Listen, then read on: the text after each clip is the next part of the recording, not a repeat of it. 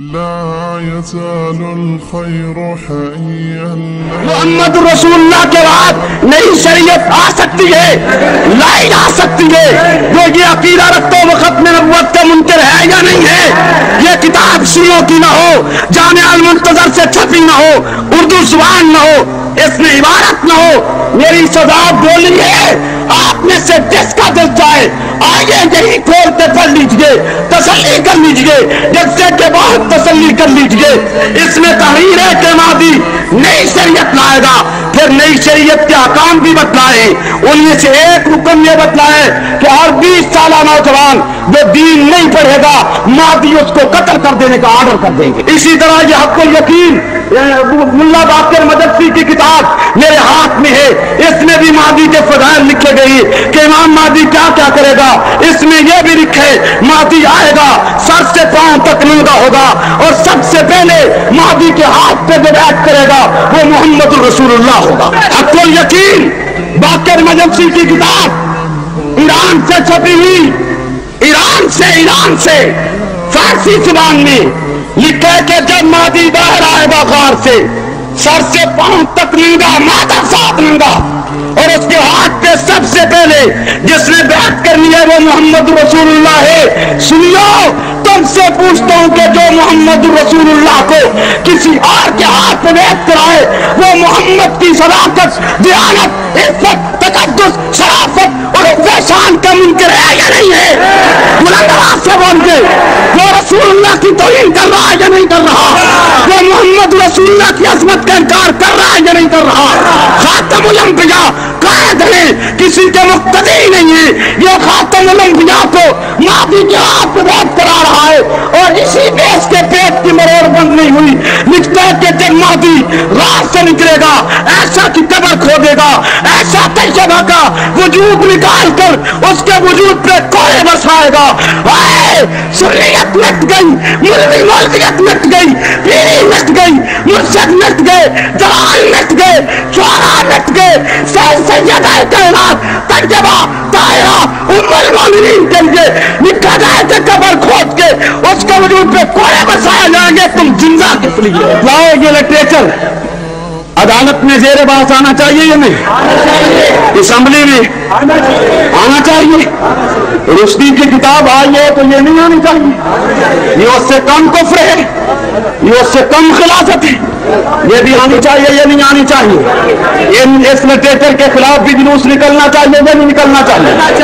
یہ لٹریچر صرف ضبط ہونا چاہیے یا مصنفوں کو تختہ دار پہ لٹکنا چاہیے؟ بلند آواز سے بات کر کے بتلائیے۔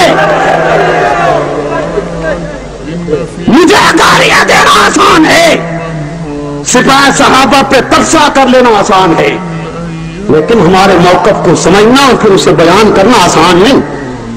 اسی موقف کو بیان کرنے کی بس شیعت نے مجھے 2 مرتبہ 302 کے کیس میں ملوث کیا ہے کہ میں اس طرح تختہ دار پہ لٹک جاؤں، لیکن شیعت کو اور دنیا یہودیت کو یقین ہونا چاہیے کہ قبر کی رات متعین ہے، وقت سے پہلے نہیں آ سکتی، اور میں اس طرح موقف چھوڑا جا سکتا ہے۔ ہمیں جو بات سمجھ آئی ہم دلائل کے ساتھ کرتے ہیں، ہمارے ساتھ بات کی جائے، ہم قائل نہ کریں تو ہم مجرم۔ اسی حق الیقین میں باقر مدرسی لکھتا ہے، کہتا ہے شیطان نے علی سے کہا علی آپ کو مغالطے ہیں، مجھ سے بڑے 2 بے ایمان ہیں۔ توجہ اتحاد کی رت لگانے والا توجہ، شیطان علی سے کہتا ہے، حق الیقین میں روایت درج ہے کہ علی تجھے مغالطہ ہے، مجھ سے 2 اور بڑے بے ایمان ہیں۔ علی نے پوچھا وہ کون ہے؟ تو شیطان جواب دیتا ہے کہ ایک دن یہی مغالطہ مجھے ہوا، اور میں نے رب سے پوچھا کہ یا اللہ میں کتنا کم بخت ہوں کہ تیری مخلوق میں مجھ سے بڑا بے ایمان ہی کوئی نہیں۔ تو اللہ نے مجھے جواب دیا تھا کہ شیطان تجھے مغالطہ ہے، تو اس سے بڑے 2 بے ایمان۔ تو شیطان علی سے آگے کہتا ہے، اس کتاب میں روایت ہے کہ میں نے اللہ سے پوچھا کہ یا اللہ وہ 2 کون ہیں، میں بھی دیکھنا چاہتا ہوں۔ تو اللہ نے مجھے دروغہ جہنم کے پاس بھیجا، شیطان کہتا ہے، اور فرمایا کہ دروغہ جہنم کو سلام کہہ میرے، اور اسے کہہ کہ مجھے تجھے وہ 2 آدمی دکھائے جو تجھ سے بڑے بے ایمان اور جہنمی ہیں۔ آگے کہتا ہے باقر مدرسی لکھتا ہے کہ شیطان پھر دروغہ جہنم کے پاس گیا، اسے اللہ کا سلام کہا، اور کہا کہ مجھے لے چل، وہ دو آدمی دکھا جو مجھ سے بڑے جہنمی اور بے ایمان ہیں۔ نہ دروغہ جہنم ساتھ اٹھا، شیطان کے ساتھ ہوا اور لے چلا۔ چلتے چلتے آگے لکھتا ہے کہ جہنم کے اس طبقے میں لے گیا کہ جس طبقے میں شیطان سے بڑے دو بے ایمان، بڑے دو بدماش ابو بکر و عمر جل رہے تھے۔ سنیو تم بتلاؤ میں کس در پہ دستک دی؟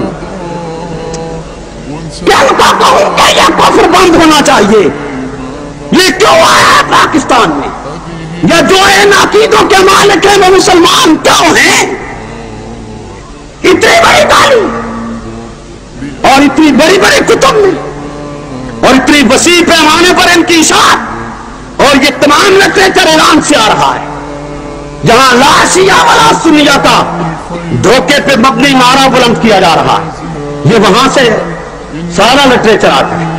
اور صرف باقی کتابیں نہیں، خود خمینی کی کتاب آئی ہے، خود اس کی اپنی کشف اسرار یہ میرے ہاتھ میں ہے، اس میں وہ سیدنا فاروق اعظم کو کافر اور زندیق لکھتا ہے۔ ہمارا دماغ تو خراب نہیں ہے، ہم بلا وجہ الزام نہیں لگاتے ہیں، یہ وہ کرتوت ہے جو شیعوں نے خود کی ہے، اب اس کرتوت کے انہیں معاف نہیں کر سکتے۔ ہم قادیانیت کے سٹیج پہ انہیں لا کے چھوڑیں گے، انشاءاللہ لایا جائے گا۔